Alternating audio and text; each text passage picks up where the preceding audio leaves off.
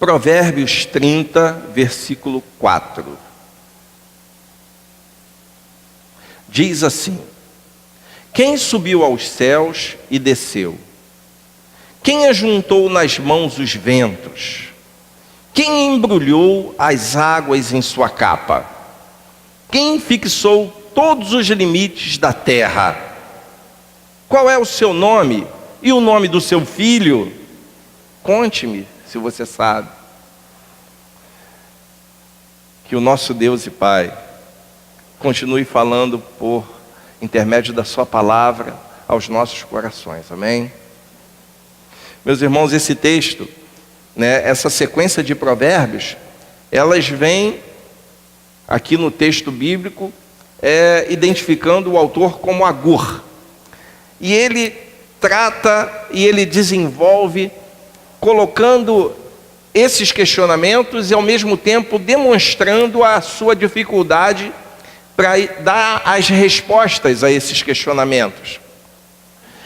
Além disso, ele faz uma oração. Ao longo do capítulo 30, ele vai orar, pedindo a Deus misericórdia, pedindo a Deus simplicidade, pedindo a Deus consciência das suas limitações. Ele vai orar, meus irmãos, pedindo que Deus, na sua palavra, o instrua. Ao longo do capítulo 30, Agur vai falando isso. Aqui, meus irmãos, esse homem que profere essas palavras, ele se apresenta como alguém que reconhece suas limitações, sua dificuldade ou suas dificuldades em ter respostas, suas dificuldades em dar soluções para algumas coisas que ele mesmo reconhece desconhecer.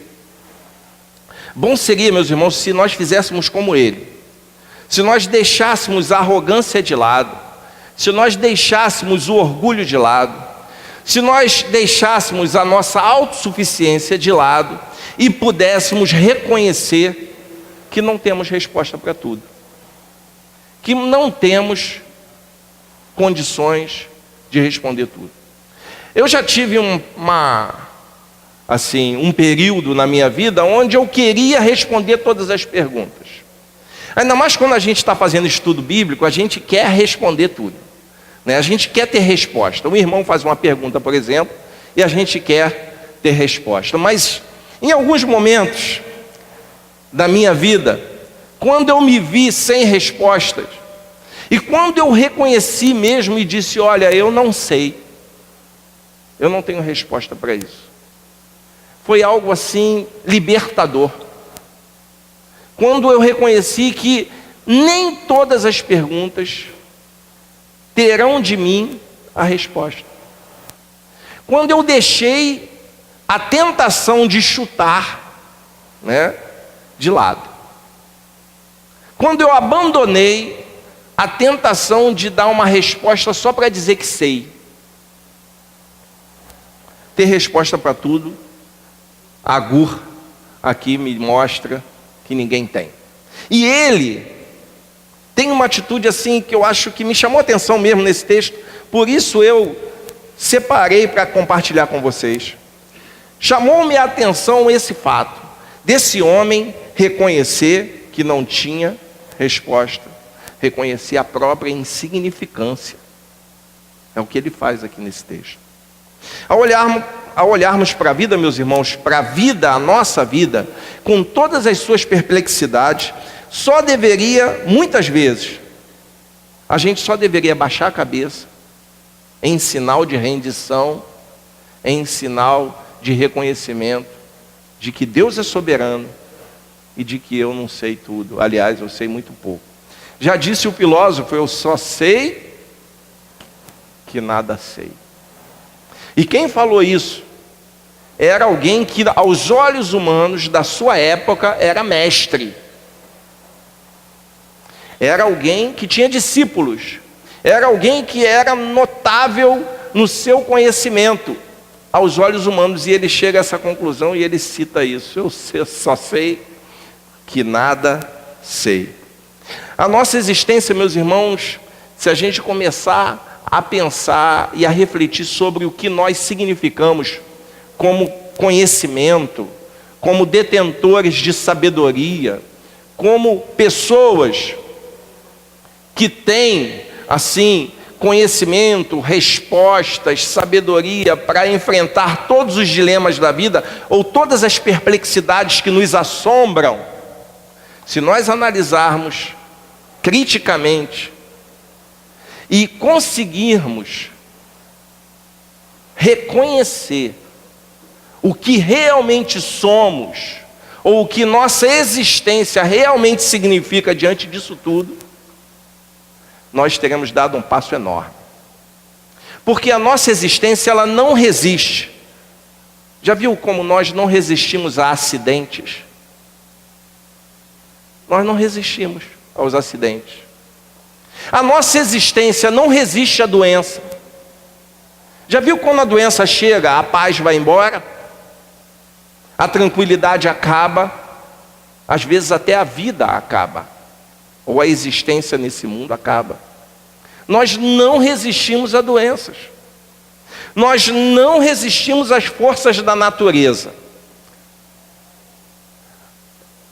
Todo dia a gente recebe notícia de um terremoto aqui ou ali que vai varrendo tudo, que vai detonando tudo. Não tem prédio que resista.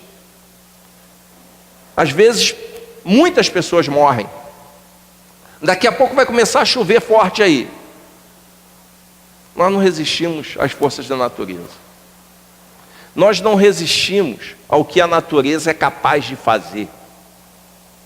A nossa existência não subsiste, mesmo quando nós achamos que podemos tudo. Mesmo quando o nosso nariz está mais em pé, não resistimos. Não resistimos aos dilemas da vida, porque muitas vezes chega um problema assolando a casa da gente, a família da gente, as pessoas que amamos, e a gente não resiste. A gente desmonta, desmorona tudo. Nós não resistimos às decepções. Quantas decepções chegam de frente com você, batem de frente com você e te deixa desnorteado, assombrado, sem chão, quando a decepção chega. A nossa existência não resiste. Só que é interessante, mesmo reconhecendo isso tudo, a gente vive resistindo a Deus. Vive resistindo a Ele, vive querendo resistir a Deus. Quantos resistem à palavra de Deus? A palavra vai dizendo o caminho, mas a pessoa vai por outro caminho. A palavra mostra a direção, mas a pessoa insiste na sua própria sabedoria e poder de decisão. A palavra repreende: ó, você está errado, cara, muda essa rota. Mas a pessoa abandona o GPS da palavra e vai pela sua própria cabeça. A palavra exorta, aconselha, prevê. É interessante, essa palavra escrita há tanto tempo, muitas vezes está na nossa cara, prevendo: você vai se quebrar, muda essa rota. Mas a pessoa não muda. A nossa existência, que não resiste a pequenos acidentes ou incidentes, quer resistir à palavra. Quantos resistem aos avisos e alertas, às vezes dados pela mãe, pelo pai, pelo filho, pelo amigo? Resiste a Deus. Deus está enviando um mensageiro. Deus está te chamando a atenção. Deus está colocando pessoas no teu caminho para te tirar dessa rota de destruição. A Bíblia fala que Deus já colocou até uma mula no caminho do sujeito. E o sujeito insistiu em fazer o errado. E colheu frutos amargos disso. Nós resistimos às promessas de Deus. Quantas promessas Deus tem para nós, mas a gente achou coisa melhor. Achou coisa mais lucrativa. Achou coisa mais gostosa. E Deus está prometendo. Aquilo onde deveríamos depositar nossa esperança se transforma em algo desprezível. Deus prometendo, prometendo, prometendo, e a pessoa resistindo, resistindo, resistindo. Nós resistimos à santidade de Deus. Resistimos à santidade quando o Senhor nos chama para uma vida próxima a Ele. Outro dia eu estava pregando aqui sobre a glória de Deus, né? Que quanto mais perto dele, mais a sua imagem a gente se torna. E a gente resiste à sua santidade. Porque nós preferimos o que é sujo, porque nós preferimos o que é errado, porque nós preferimos o que é pecaminoso, porque nós preferimos o que é odioso, porque nós preferimos o que é infiel, porque nós preferimos aquilo que trai, porque nós preferimos aquilo que corrompe, porque nós preferimos tudo menos a santidade dele. Nós resistimos ao seu amor, quando nós queremos tudo menos o amor de Deus, quando nós queremos a autojustificação, quando nós desejamos pelas nossas próprias obras a meritocracia, como se meritocracia funcionasse com Deus. Pode funcionar numa corporação, mas com Deus não funciona não, porque com Ele ninguém tem mérito, e Ele apenas quer amar seus filhos, e seus filhos resistem a esse amor. Meus irmãos, quanto mais experiência nós adquirimos, né, quanto mais vivemos, mais experiência adquirimos. Não é assim? Quanto mais a gente vai vivendo, mais experiência. Mais experiência. Quando eu venho para cá, por exemplo, eu vou conhecendo os buracos das ruas de Nova Iguaçu. E ao vir, né, pilotando moto, eu tenho que conhecer buraco. Só que Nova Iguaçu é interessante, né? Quanto mais você vai passando nas ruas, mais você conhece os buracos. O problema é que na nossa cidade sempre aparece buraco novo. E os antigos não são tampados. Não são tapados. Então a gente vem, né, desviando dos buracos. Então quanto mais experiência, né, eu adquiro com a vida, menos chance de cair no buraco. Deveria ser assim. Né? Nós experimentamos, né, situações, muitas situações, porém, que a gente não tem explicação para elas. Existem buracos que aparecem diante de nós que a gente não consegue desviar, que a gente tem que passar por eles, diante dessas situações inexplicáveis, diante dessas situações terríveis, diante desses momentos assombrosos e assombrados, só tem uma saída: se render diante dele. Mas para você se render diante de Deus, você precisa responder à pergunta de Agur: você sabe de quem se trata? Você sabe quem ele é? É isso que você precisa fazer, e eu também. Existem, meus irmãos, algumas situações na vida que requerem de nós rendição. Simplesmente se prostrar em adoração a Deus e se render diante dele. Por quê? Por que eu digo que você precisa se render diante de Deus quando a perplexidade chega à sua frente? A primeira resposta que eu posso te dar é porque Ele controla a natureza. Nós não controlamos nada. Muitas vezes a gente sai num feriado, numa folga.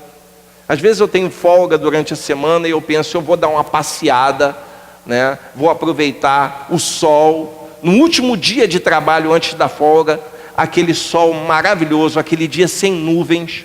Então eu penso, no dia seguinte, eu vou sair e vou dar uma passeada. E vocês sabem, eu gosto de passear de moto. Eu gosto de andar de moto. E aí eu subo na moto no dia seguinte, quando eu abro o portão da garagem, eu me deparo com o quê? Chuva. Chuva. Sabem por quê? Porque eu não controlo a chuva. Eu não controlo. Eu não tenho controle dessas coisas. Quando a gente saiu a primeira vez para um retiro aqui nessa igreja, quando eu fiquei à frente da igreja, nós fizemos um retiro, acho que foi o melhor de todos. Foi um retiro que não tinha cama para todo mundo, a gente montou barracas. E aí eu fiquei preocupado, e se chover? E se chover? E choveu. Teve um dia que choveu. Mas eu fiquei muito preocupado. Até que alguém chegou para mim e perguntou, você controla a chuva? Eu não. Então você não tem que se preocupar com o que você não controla. Porque é a verdade. Eu vou ficar preocupado com aquilo que eu não controlo, mas Deus controla a natureza. A Bíblia mostra Jesus acalmando a tempestade. A Bíblia mostra Jesus andando sobre a água. A Bíblia mostra Jesus multiplicando pão. Ele controla a natureza. Então essas coisas estão no controle dele. Por isso, quando eu pergunto, você sabe de quem? Eu pergunto, você sabe de quem se trata? Você pode me responder, eu sei, é alguém que controla o incontrolável. Nas tempestades da sua vida, quem controla ou quem pode controlar é Ele. Então eu digo para você, vale a pena confiar ou andar com alguém que é mais poderoso que a natureza, porque Ele criou essas leis aí que sustentam tudo. Mas a segunda coisa que eu posso dizer para você é que Ele conhece suas dúvidas. Ele conhece. Você tem dúvida de muita coisa? Você tem dúvidas sobre como Deus age? Você tem dúvidas sobre se essa situação aí que você está vivendo, Deus está realmente olhando para você nesse momento? Você tem dúvidas se Deus vai ou pode responder a sua oração? Você tem dúvida se Deus quer responder a sua oração? Você tem dúvida? Se tem, seja bem-vindo ao mundo real dos duvidosos, porque eu também tenho. Ter dúvidas faz parte da nossa natureza, faz parte da nossa condição. Ter dúvidas é natural, é compreensível. Mas se sua fé é pequena, creia assim mesmo. Decida crer, mesmo que a sua fé seja pequena. Você de vez em quando fica cético. Você fica cético, perguntando, será que é assim mesmo? Ou não é? Ou Deus não está nem aí? Você de vez em quando fica cético? Pois é, ora assim mesmo. Não deixe de orar, mesmo cético. Em algumas circunstâncias você não compreende porque Deus fica tão parado. Por que Ele não age? Ou você nunca perguntou isso? Por que Deus está tão inerte? De vez em quando você se pergunta, por que Deus não fez nada? Pois é, seja bem-vindo. Mas diga isso para Ele. Pergunta para Ele. Mas não deixa de orar. Na tua oração, chega para Deus e fala assim, Senhor, por que tu está tão parado? Por que o Senhor não fez nada? E espera a resposta. De vez em quando você está num culto aí e não sente nada. Não sinto nada. Eu estou vendo o irmão do lado todo arrepiado. Eu estou vendo a irmã ali, quase saindo do chão, mas eu não estou sentindo nada. Não me sensibilizou nada aqui. Isso acontece com você? Pois é, comigo às vezes acontece também. Mas ora, adora, louva a si mesmo. Não deixa, não desista. Sabe por quê? Você não sabe definir ou responder a tudo o que acontece. Mas uma coisa você precisa saber. Palavras do Senhor Deus: buscar-me-eis e me achareis, quando me buscardes de todo o coração. Isso está num livro profético, onde o sujeito questionava Deus o tempo todo. Vai lá ver o Jeremias, como ele chorava diante de Deus, reclamando um monte de coisa. Mas ainda assim ele não desistiu de buscar a Deus. Ele conhece as nossas necessidades, meus irmãos. Deus conhece as nossas necessidades. É a outra resposta que eu dou. Vale a pena buscar a resposta nele, porque ele conhece as suas necessidades. Ele sabe o que você precisa. Eu posso até dizer o que eu quero, mas nem sempre eu sei o que eu preciso.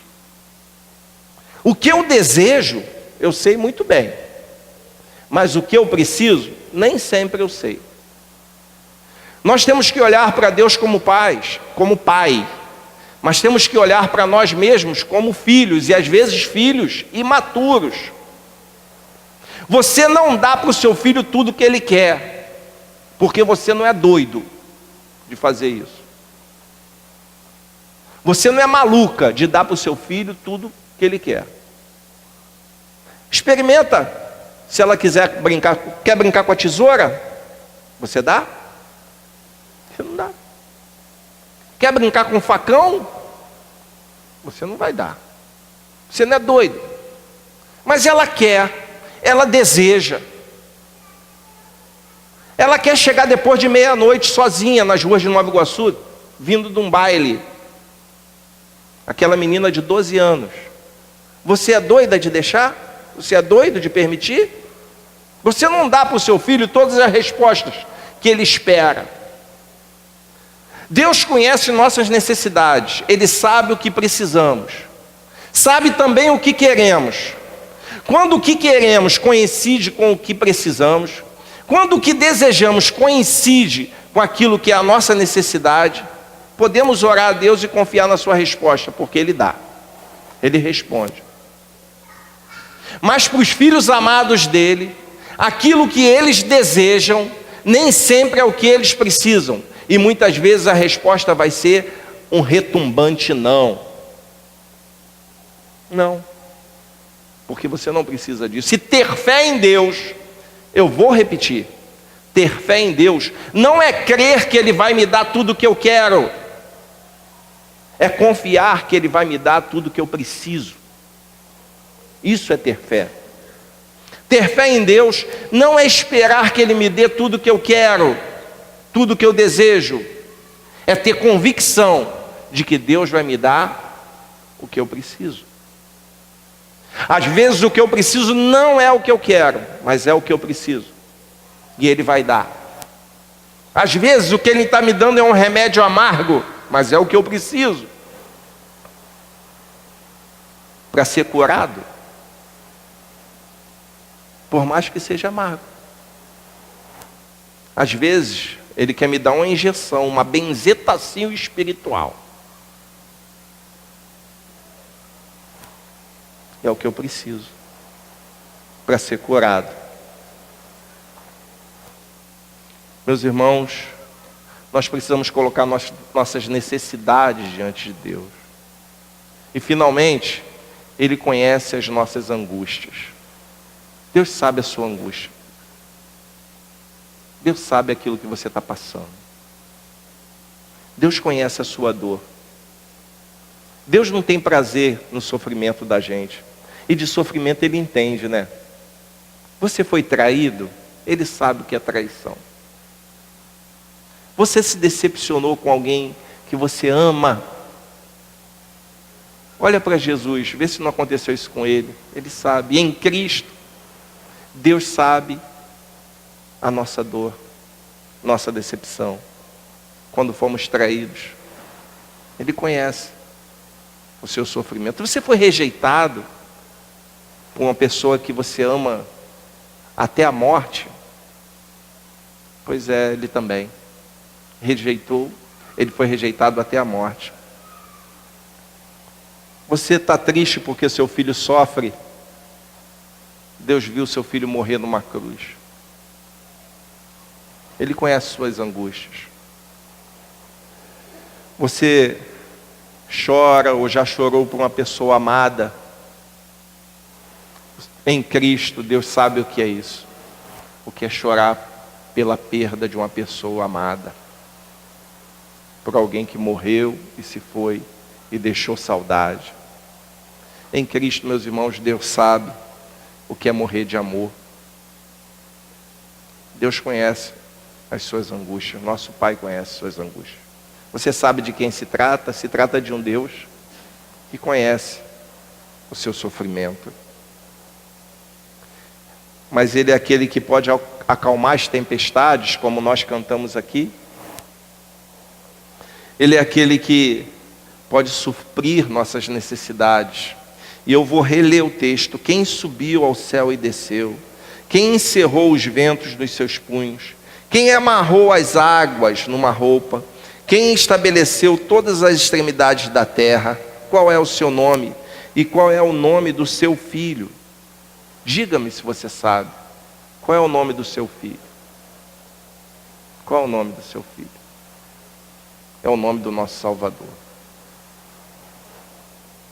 Você sabe de quem se trata? Você conhece o Filho? Conhece o Pai? Que Ele, pois, te abençoe.